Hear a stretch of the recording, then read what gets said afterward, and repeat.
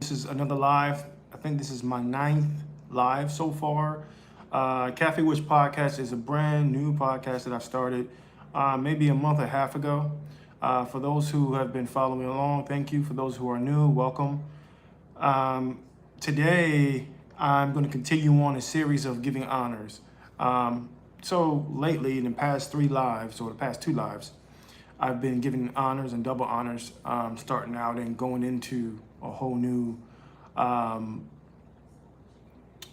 guess, an honor to give honors to people who paved the way for anthropology, sociology, people who paved the way for history, psychology, journalists, people who paved the way for black and brown people, or people of color as such, who happen to be black, who paved this way for us to have an avenue and a way to express ourselves and all that great stuff. So, first and foremost, I'm giving double honors to my family, and I'm giving double honors to the Most High, my family, and my loved ones. So today I want to honor a very important person to the movement, to the Harlem Renaissance. For those who know about the Harlem Renaissance, very important person to the feminist movement, to the advancement of people of color, black people, but specifically. Her name is Zora Neale Hurston. Zora Neale Hurston. And I'm going to go over some things concerning her. I'm going to go over a little bit about her bio, a couple pieces of her work, and I'm going to go from there. All right. Welcome. Hello, welcome. Let's see here. So this is coming from Howard University, EDU, giving once again honors to Zora Neale Hurston. Okay, this is coming from Howard University. This year marks the 135th birthday of writer, anthropologist, and folklorist Zora Neale Hurston. Okay, she was born January 7th, 1891. The prolific writer cared deeply about black people.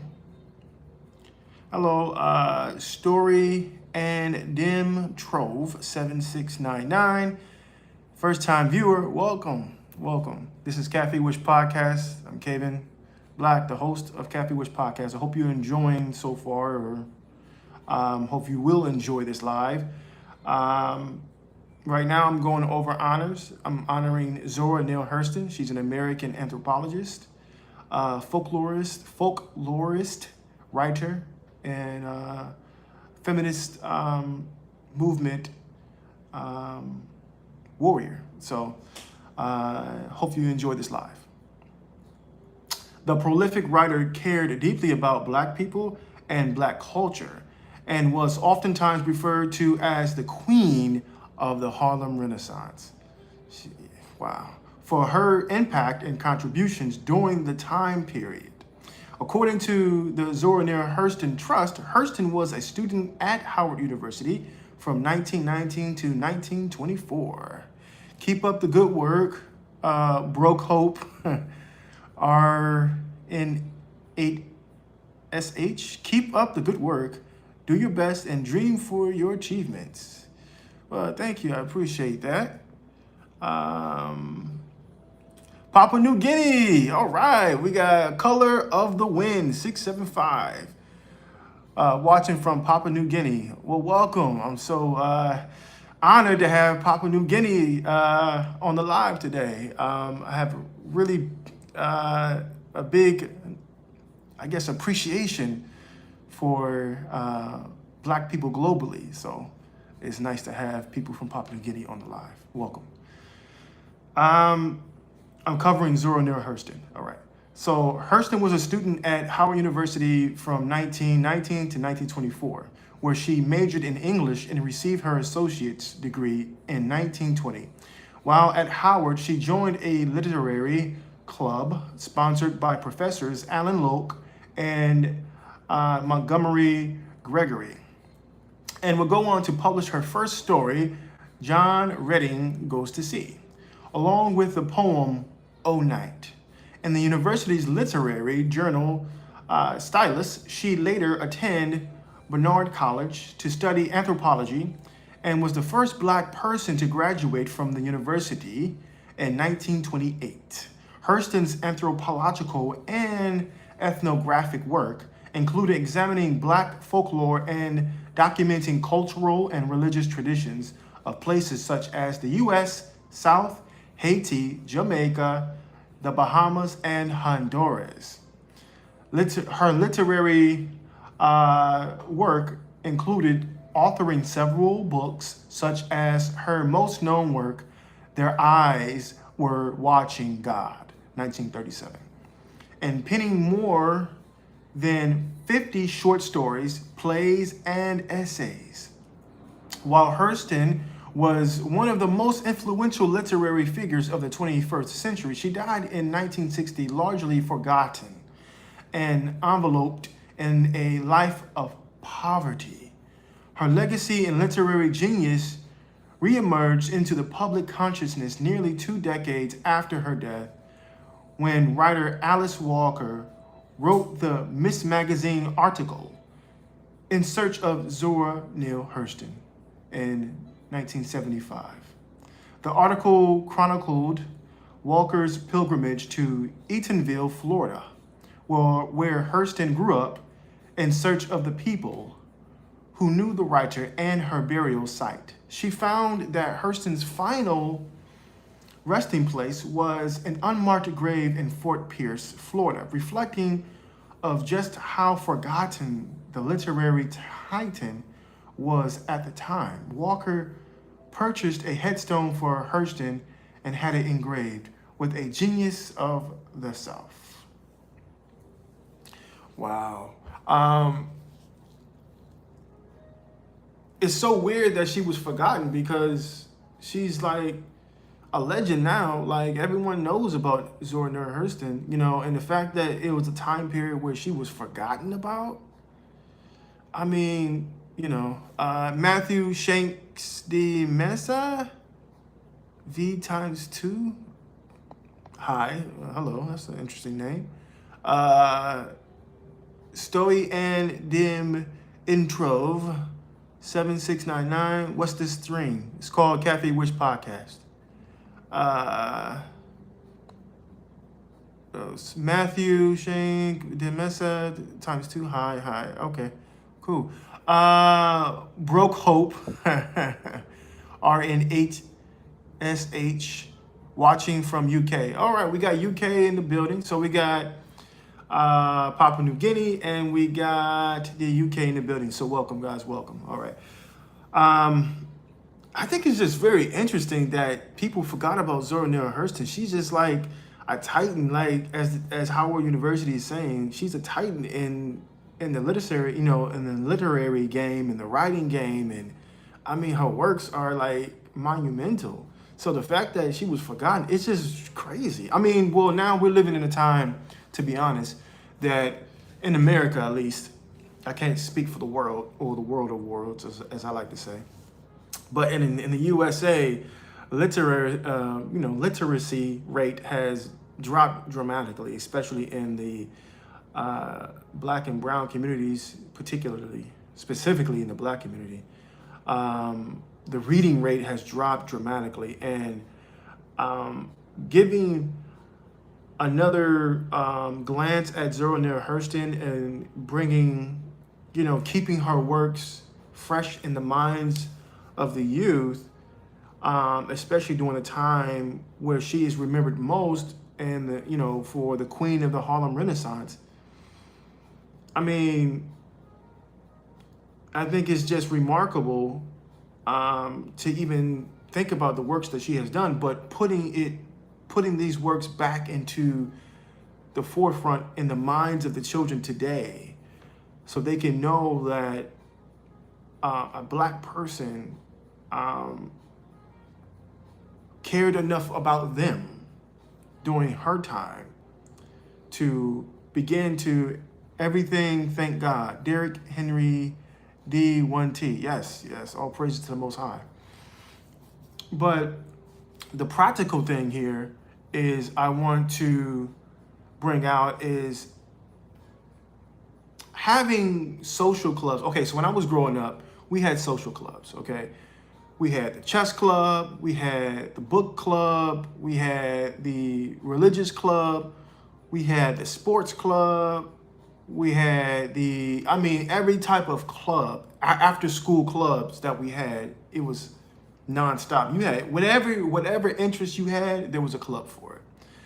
And we had a reading club, and we had to read different books and go over, and this is when I was like in 5th grade, 6th grade, 7th grade, maybe 8th grade. We would do like chess, we would play chess, we would do reading tables and just talk and philosophize about what we're reading.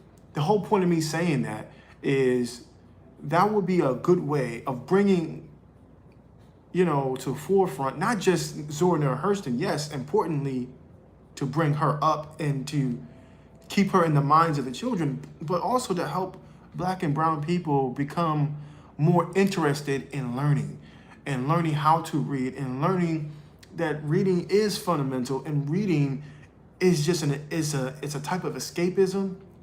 Writing is an escapism, to have fantasy, to dream again, to have fantasies again of, imagination. Here at Café Wish Podcast, I believe in having an open mind and expanding the imagination. So I think it's very important that children today, the adolescents today, dive deeper into that, because that's going to serve them later on in life.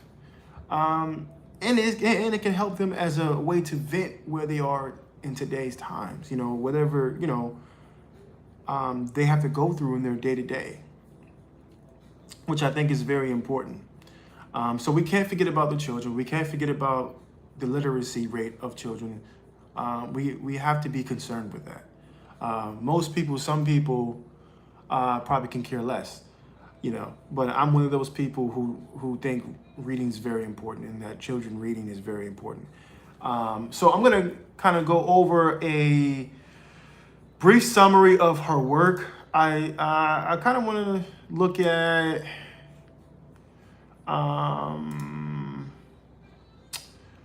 one of her works called "Their Eyes Were Watching God." So I have another channel, not another podcast. This is the only podcast I've had. I actually have Café Wish Podcast, but I have another channel called Nerd Station. I just started as well. So there, I'm planning on to doing a lot of reactions and covering different types of mangas and different types of comics and anime and whatnot. So I want to actually read some of her work over there. So I don't want to take away from Nerd Station of what I'm trying to do over there. I just want to give an overview of what her work is about here. So, and giving her honors. All right. This is Zora Neale Hurston. Their Eyes Were Watching God. All right, this is an overview. This is coming from arts.gov. Arts.gov. Overview. To call Zora Neale Hurston's Their Eyes Were Watching God an African-American feminist classic may be an accurate statement. It is certainly a frequent statement, but it is misleadingly narrow and rather dull way to introduce a vibrant and achingly human novel. The syncopated beauty of Hurston's prose, her remarkable gift for comedy, the sheer visceral terror of the book's climax, all transcend any label that critics have tried to put on this remarkable work. First published amid controversy in 1937, then rescued from obscurity 4 decades later, The novel narrates Janie Crawford's ripening from a vibrant but voiceless teenage girl into a woman with her finger on the trigger of her own destiny. Although Hurston wrote the novel in only 7 weeks, wow, that's impressive, their eyes were watching God breathes and bleeds a whole life's worth of urgent experiences. That's a pretty good overview. And I think I'll be interested to read pieces of that. I'm not going to read over at Nerd Station. I'm not going to read the whole entire work. I'm just going to read a little, bits and pieces of it. But yeah, I'm definitely going to be interested to do that. I think you guys would like it as well. All right, so here's another one, another novel. Very interesting name. Very interesting name here. It is called Catching Strays.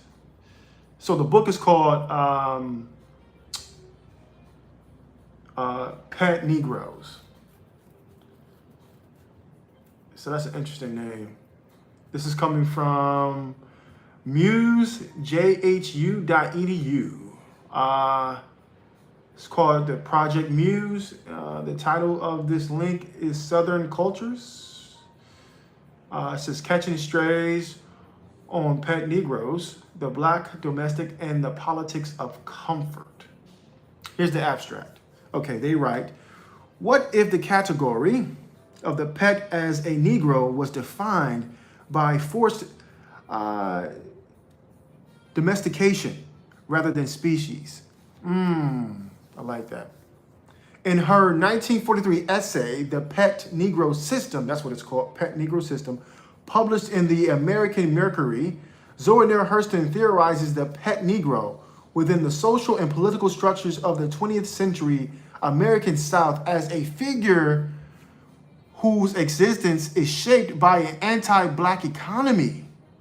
Of Hurston's formulation and delineation of the pet Negro and stray classes, this article argues that Hurston offers us a critique of Black elite comfort and complicity beyond the popular radical discourses and domesticated disloyalty, thus the opening up a framework for thinking of an interracial betrayal, not as a matter of cowardice, but as a reminder of how the singularity of anti-Blackness assures ontological posterity and produces anti-sociality.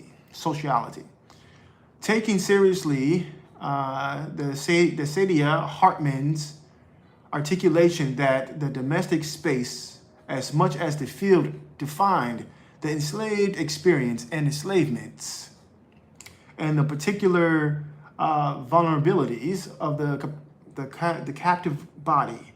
This essay considers the narrative of domestication as it concerns theories of the pet, the animal, and the enslaved, fungible Black subject. That's interesting. So basically, from what I'm getting, and I can't wait to really dive into this on Nerd Station, which is once again a YouTube channel that I have started recently to cover all the creative stuff. Here, I want to cover more of the facts and more of investigating the sciences. On Nerd Station, I'm more investigating the arts. So here's more the science. It's very interesting that Zora Hurston wrote about the link between the capacity for a society to normalize the human condition of a particular demographic of people to that of animals. And then she's likening the existence of a demographic, particularly in the United States, specifically talking about the Black life of her time and before, equating once again the animal conditioning, such as a pet, a domestic animal, to that of a Negro, a black person. And from what I'm getting from this pet Negro system, and she wrote, okay, so it's an essay, the pet Negro system, and also Stray focuses on that. I mean, and she's making a link between how animals are domesticated to how black people were domesticated in slavery, and even during her time, how that looks like, how that shows up in her time. I think that's remarkable. Wow.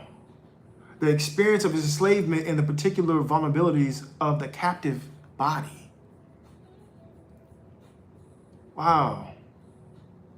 And once again, Zora Neale Hurston theorizes the pet Negro within social and political structures of the 20th century American South as a figure whose existence is shaped by anti-black economy of allowances, which has significant consequences for what Hurston's Spillers refers to as the intramural black life.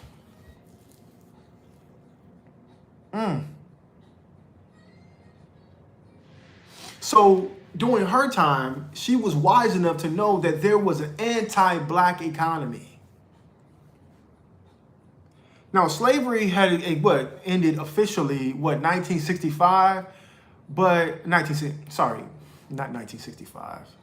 In 1865, right? Emancipation Proclamation and whatnot. But it took time for it to reach, so federally in the United States, slavery ended in 1865. But it took, I'm confident to say, it took some time for it to reach the local level, right? The local level meaning state level, meaning city level, going from plantation to plantation. Everyone probably wasn't aware that slavery ended probably until years later. Just how information was diffused and how things were done. You're talking about the United States of America is a very huge very huge country. I was going to say continent. North America is a continent, but United States of America makes up majority of North America. So it's a very big country. So with all that being said, you have all this land, all this space, all this, time to go through each plantation, each city, each township, each little nook and cranny of the country and tell people that they're free. And then on top of that, she's speaking about the animal conditioning during slavery. So once again, it ended officially in 1865. So from 1865 to 1935, that will be 70 years? 70 years, that's a lifetime. So slavery ended in 1865 and then 1935, that's like 70 years out of slavery. And you have brilliant minds like Zora Neale Hurston, who is theorizing the existence of black people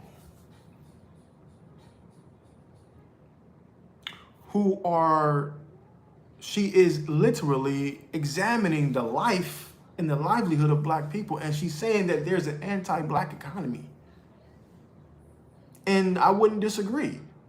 But the reason why I'm really interested to kind of figure this out even deeper or examine this even further is because we can see today that there's an anti-black economy. From the skin bleaching to, we have the anime and mangas, which I will go over that in Nerd Station, talking about how representation and entertainment, whiteness in film is something that I have here at Café Wish Podcast. It's a segment that I go over in the classroom, and also I have a segment for my interview. Whiteness in film, understanding what whiteness is and how it shows up in society today. I cover that all here in Café Wish Podcast. And Another part that I can go into, and which I should go into, is the economy, the anti-Black economy. And I think I will probably go over that in a Black Like Me. I will go check that out. So I would recommend that you go check out one of the videos I have here. One of the segments I cover is whiteness in film. All right. I cover a Black Like Me. All right. A Gay Like Thee, Mother of Us All. And within that, I cover colorism. I cover all about the Afro, going into hair texture and how that represents and how that showcases all the good and the bad, and how we can connect all these things to society, not just in America, but globally. We can connect all this stuff to globally. Like, there is a global presence of Black people, and history bears witness to. If you go over and listen to the segment of A Black Like Me, what you will find out is that Black people just don't come from Africa. There's Black people in Asia who are indigenous to Asia. There are Black people who are indigenous to Australia. There are Black people who are indigenous to Europe. There are Black people who are indigenous to South America. Of course, there's Black people indigenous to Africa. And maybe people don't know that there are people who are indigenous to America, North America, who are Black, right? So in my research, I have a Substack. I encourage you to go check that out as well. Cape and Black. It's my Substack, and in there I cover a lot of really, really important facts dealing with Blackness and what it means to be Black. So on one of my posts, I put on there a fact.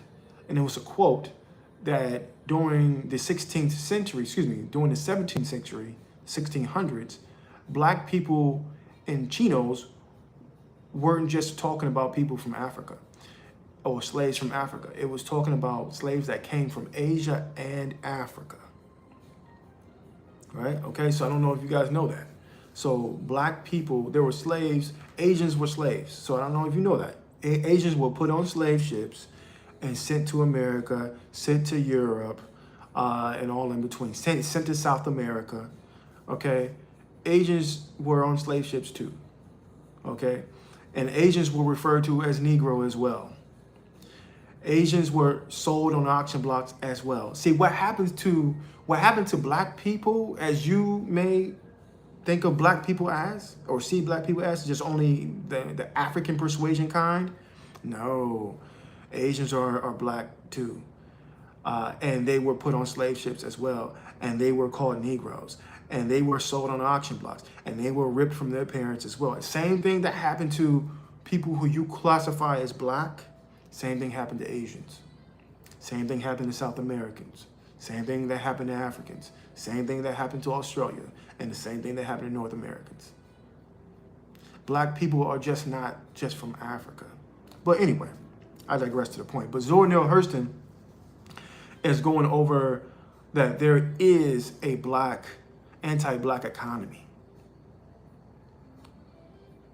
And that Black people participate in that economy, white people participate in that economy, Asians participate in that economy, Africans participate. We all do to a certain level distinct. So it's not a blame game. It's just saying that this is what it is. And during her time, there was a conditioning, an animal conditioning for Black people to participate in their own demise. So one of the things that I get from the Harlem Renaissance was the consciousness, the Black consciousness being risen up or raised, the open mind, for Black people to have an open mind globally, and for Black people to increase their imagination or allow their imagination to grow more. To increase more. That's what the Harlem Renaissance was able to do. Now, there were other movements before and after, right? But this is the importance of the Harlem Renaissance, okay? So, but anyway, like I said before, please go and search out everything that I have on Café Wish Podcast. I think you really enjoy everything. It's we're hitting the half an hour mark here. So I'm going to continue on and just give honors to Zora Neale Hurston as we move forward here. All right. So one thing I did not know, she was buried in Florida, so at Fort Pierce, and I'm grateful that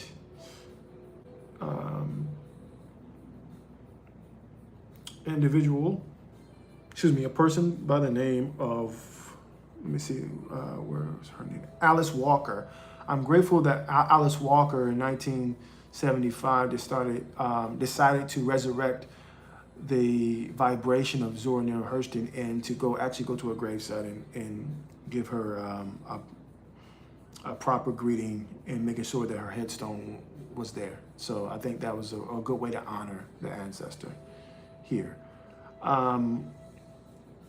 And anybody who supports Zora Neale Hurston, and supports her work, I'm grateful for. She was a very beautiful woman. I mean, she was definitely a unique person of her time. Seeing all the pictures that, there are of her, she was definitely a unique person. It's sad that she died homeless. Or not homeless, but in poverty. She has done so much. She got an education. She was very brilliant. She traveled the world and all that stuff. I mean, she wrote so many essays, so many books, poems. I mean, she is the queen of the Harlem Renaissance. And it's saddened to know that she perished in poverty. It's so sad. But here at Café Wish Podcast, we're going to lift her up. We're going to honor her. And we're going to speak life into her life and what she has done and give her honor. I totally believe the fact that children should know who she is and children should read her work globally, not just in, in America, United States, but in North America, South America, all the continents, Africa, Australia, Europe, and Asia. They should know who she is and know that she cared about us all, right? She didn't just care about us. Okay. Frank Brown, N2P, says, money is power, man, and black women. Oh, excuse me, I'm reading it wrong. Money is power, black man and black woman. We can win. We just need to build love and peace. The practical things, exactly. As someone said previously, everything, thank God. Yes, we should thank the Most High. I'm not saying we shouldn't. At the same time, black people in America, the black population, and I love my black people globally, and I love my black people in America. And so I'm saying this in love. I'm not talking down to anybody. But what I'm saying is that there has to be a balance of faith and practicality. There has to be a balance of work and spirituality, right? Spirituality is everything that we do because we're just spiritual. I mean, we created what spirituality is, okay? Our ancestors, it comes from us. Our ancestors created it, and it's in our DNA. It's in the fabric of who we are. Spirituality is globally. I'm not just talking about a demographic of black people. I'm talking about black people globally. Indigenous black people globally on every continent. Our ancestors created all these things that we call African spirituality, and what every religion bases their functionality and their foundation off of, knowingly or unknowingly, okay? And this is proven, this is a fact, there's nothing to debate about. So what I'm saying is that black people in America have so much power and so much authority that it's insane. And as Nora Zero Hurston has already outlined in one of her essays, the pet Negro system is that we have been conditioned since the inception of America to be anti-black. We have been conditioned and still yet are being conditioned. But there has been movement and people, titans throughout history who are black and or brown have created works to help liberate our minds, help open our minds and expand our imaginations, to think and to know our history, to know the sciences, to know all these things. So once again, in America, we're facing a literary a literacy crisis right now. Our children are. And we should be pushing, in my opinion, we should be pushing all the works of our ancestors who have paved the way for us, right? And those who are doing the work, those who are creating the books, who are black and brown, we should be bigging them up. We should be pushing them to the forefront, right? We should be informing our children that they can do more in life than just sports, right? I'm not saying sports is the end of be all or the weakest link. No, I'm not saying that. What I am saying is that we can do sports and get an education. We can do writing, reading, arithmetic, sciences, the arts. We can travel, we can do this, we can do that. We can be influencers, okay? We can be intelligent minds, intelligent people. We can be geniuses, we can be lawyers, judges. We can be bus drivers if we want to be a bus driver. We can be president, we can be vice president, we can be CEOs, we can be businessmen, businesswomen, we can be whatever we want to do. Firefighters, police officers, military personnel, we can be senators, governors. We can do every form of institution that we have and every level within the institution we can do. And we should, in my opinion, be pushing it as a way to reintroduce this to the youth, is giving honors to our ancestors. So that synergy can get going. So the children can see that we care about the past, that we care about that there's a hierarchy of care, there's a hierarchy of legacy, that we are people who honor our ancestors, that we are people who honor the elderly and the wise among us, who honor the elders, honor those who are doing the work, honor those who are trying to do the work, right? Who are brand new at this. I mean, it's showing that we are in this together, right? And one of the things is so that we can break out of this animal conditioning. Because I was, and it's interesting. Before I did this live, I literally was working out, right? Today is Wednesday. So I have a Instagram as well for Café Wish Podcast and also for Nerd Station, but also for KB Wellness, KB Black Wellness, right? And on there, I post from Sunday to Saturday. Sunday is fun day, Monday is meditation day, Tuesday is vegan day, Wednesday is moto run day, Thursday is calisthenic day, Friday is yoga day, Saturday is rest day. And every day I post something, or every day I post something. And I think it's important that people have a routine. And me saying that, I was working out earlier and I was thinking just about what I'm talking about today, because I was kind of thinking about what I'm going to talk about in this live. And Zora, Neale, Hurston just kept on playing through my mind again and again and again. So I said, okay, maybe I need to honor her today. So I decided to honor her today. But while I was working out, I was just thinking to myself, like, wow, like this animal conditioning and how we got here, like it was just hitting my mind like heavy. And I was like, wow, like all this stuff, that we go through and that we're conditioned to do, the craziness that we see on TV or the craziness that people hear about that are nurtured, and it's not necessarily natured, but nurtured for us to do. The craziness, in the States that people see. In Asia, they see all of that. They see on the news and stuff like that. And of course, that's coming from an obscure place. And of course, Asians should be wise enough to know that that's not all black people. But they should also know that there's an agenda, right? Asians should be wise enough to know that, because there's an agenda against them. You got white Eurasianism. You got colorism, all-time high. You got skin bleaching, all-time high. There's a skin bleaching crisis here that I'm pulling resources, and I posted once again on my Substack that there is a skin bleaching crisis, that the government of America is recognizing that there's a skin bleaching crisis in Asia.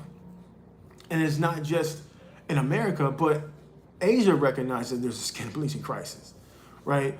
So there's an agenda against us all black people in all of our variety and versions. So going back to the States though, speaking of that, is the animal conditioning there is different, similar, but different than the animal conditioning here. See, we all got a type of animal conditioning that is the part of the vestiges of slavery and colonization. Australia has an animal conditioning system program.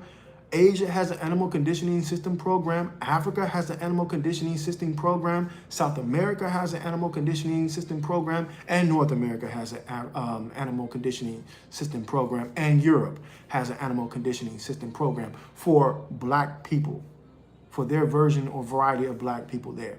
There is a program in conditioning that is animalistic. Yes.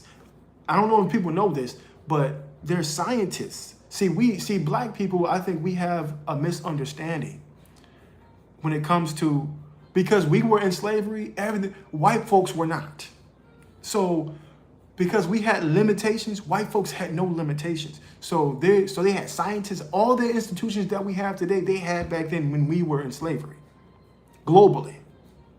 They had scientists, they had psychologists, they had forensics, they had all this type of anthropology, all this type of philosophy on how to keep us bound in slavery. And then they had protocols on once we were free, they're just running their plays.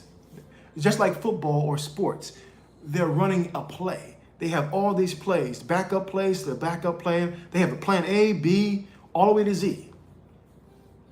On how, and people say, people might say that this is, conspiracy. No, this is not a conspiracy. You can look this up. During the time of slavery, they had psychologists to examine the condition. They said that we weren't human, but they were examining us like we were human. And how they treated us. They said that they were treating us as, it's called the medical apartheid. Look it up. How they treated black bodies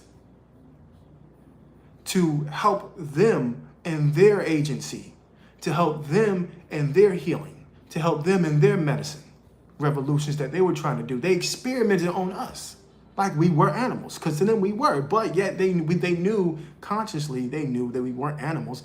But because of capitalism, because of whiteness, because of imperialism, because of colonization, because of power, they wanted to figure out a way to keep us subdued.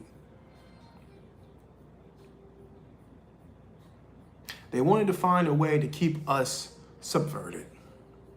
And you have great minds like Zora, Neale, Hurston, who examined all of this. And she is once again the queen of the Harlem Renaissance. And it's not a happenstance. It's not a coincidence. It's not it's just a one-off that children today, black and brown children today, having literacy issues. That's not a coincidence. Listen, I'm not saying that it's all on whiteness. Because we, black people, participate in whiteness. We participate in anti-blackness. We do. But we have to understand the conditioning of why we do it. And going back to when I was talking about when I was running earlier today, I was thinking about this conditioning. It's like, why do we sag our pants? That's a conditioning. Why do we... Something simple. Why do, like me, I rock back and forth. Did you know that there was something called the chain gang? Did you know that they had to wear chains on their legs while they were working doing road work?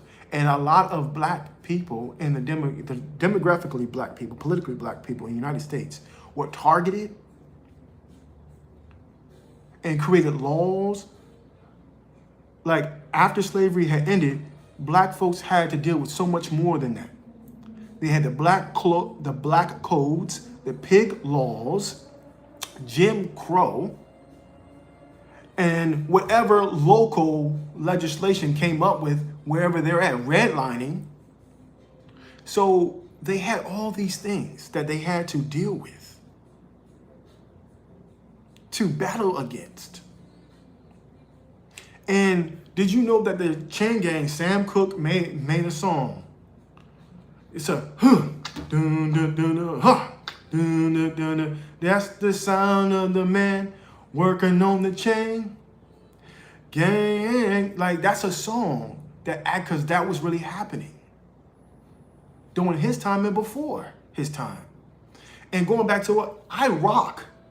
When I was younger, I used to rock like this all the time. They used to call me Penguin and stuff like that. I didn't know, it wasn't until later I found out about the Chain Gang, that after the men were released from the Chain Gang, these black men were released from the Chain Gang, they continued to walk like that. And guess what? How, maybe you know this, maybe you don't know, but our nature versus nurture, the animal conditioning didn't just affect our ancestors. It affects us today genetically. Because how we live our lives, there's a book that a woman has created. It's called The Body Holds the Count, or Body Holds the Drama, something to that degree. The body remembers the trauma, or the body remembers the count.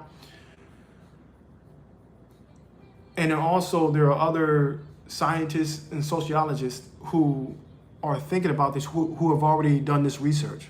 So this is a fact, that whatever happened to us meaning global black people, once again, every continent has indigenous black people. All of us were enslaved at some point. Not all of us, but majority of black people were enslaved, right? So what I'm saying is that the conditions that we went through affects our genetics. So how our ancestors lived affects our genetics today, how we live our lives today. So how does this relate to me rocking back and forth? Okay, well, because I have scoliosis. I was born with scoliosis, okay? And I'm saying is that I can see the connection between the Chain Gang and how I walk. Right? And someone say, well, that's a reach. Well, not really. Once again, the body remembers the trauma, right? And that trauma is passed down, right? Genetically, not just in our tradition and how we talk and how we deal with each other, but genetically. I'm still talking about Zora, Neale, Hurston, animal conditioning, the pet negro system. She's philosophizing and she's going over. She's a folklorist, but she also is an anthropologist. So she's putting what she's learned and what she knows into storytelling. That's called mythology, right? So she's folklorist or mythology. She's creating stories based upon things that actually happen, right? Not all mythology is complete lies. So, but what she's writing is about how anti-blackness is a system that whiteness has created. White people's ancestors, fine. If people get, some people get kind of carried away, but white people's ancestors created the identity and the purpose of whiteness as a function, as a tool to be imputed into society, to be in every fabric of society, so that if and when we got our freedom from slavery and colonization, and have our independence, they still have their hand they can still put their hand in the glove and tinker with things. This is not a aluminum foil tin hat, conspiracy theory. This is actually really what has happened, right? And this animal conditioning shows up in real time, in real life. And all in all, as we close out this live, I don't want to make people feel like I'm too close to the trauma and pain that I cannot back up and see the big picture. we all have pain, we all have struggles, we all have gone through things. But what I've learned is to give honor and to give honor what is due. And that helps the validity of speaking truth to power. That helps understanding that the work didn't start with you, the work didn't start with me, right? This has been going on for a very long time. The war for freedom didn't just start with our generation or those who are here today. This has been an ongoing fight. Like I said, it wasn't, like I said previously, it's not a coincidence that people have forgotten about Zora Neale Hurston. But we can recompense that. We can give her a real good payment by bringing her name back up again in the minds of our children, the minds of the youth, bringing her stories back up, not to re-traumatize them, but to speak truth to power within them. Because whatever happened to us all in the past still affects us today.